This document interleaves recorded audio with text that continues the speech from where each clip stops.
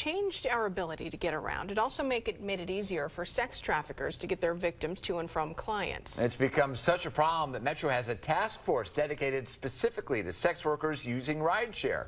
Fox 5's Cindy Lundenberg spoke to a former prostitute who told her how rideshare was used to control her life. Yeah, John, Christine, this is Angela. She's a sex trafficking survivor. She says her pimp would use Uber and Lyft to transport her. She says the rides to and from her clients were some of the very few moments that she was ever away from her pimp. She says she hopes rideshare drivers will take advantage of those moments to save other victims like her. Angela used to call Las Vegas home before she escaped the sex trafficking industry. Her abuser, Tyree Wright, beat her within an inch of her life. Ambushed me in the door and just beat me and beat me and beat me, aiming for my ribs and my skull. All I seen was flashes, and I felt my bones breaking. Her attack came when she tried to leave him. For 4 years, Angela says Tyree Wright would shuttle her around using rideshare. There's a lot of pimps that use rideshare to get their girls to either go work at a strip club or go from hotel to hotel. She says pimps like Wright use their own accounts to move their girls to and from clients.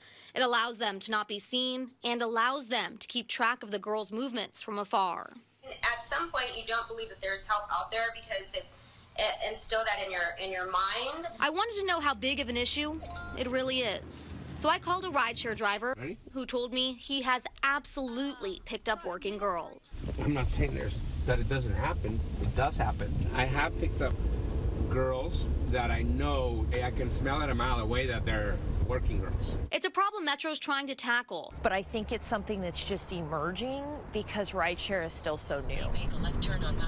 Metro says there are things drivers should be doing.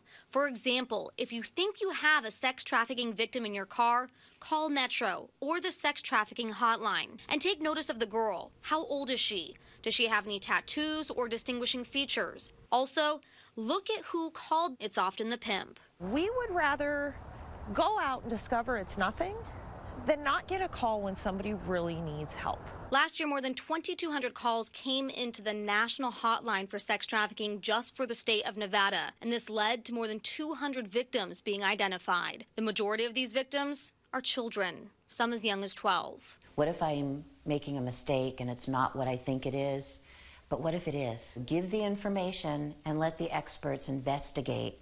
And if it turns out to be nothing, that's great. If it turns out to be something, you might have saved a life. Despite rideshare being used to control Angela's life for 4 years, ironically, it was a Lyft driver who saved her life. And I begged him to please take me to the hospital. I felt like it would take too long for an ambulance to come because I was bleeding out so bad. He actually gave me a ride, bloody and everything. He was my lifesaver. And that's her message to other rideshare drivers. You can be the difference between life and death for these girls. Situations like that, people can definitely be an angel to people. It's dire that they help. Angela's attacker was convicted and sentenced to 9.5 years. Now she wants to help other girls escape the sex trafficking industry, and she has a suggestion.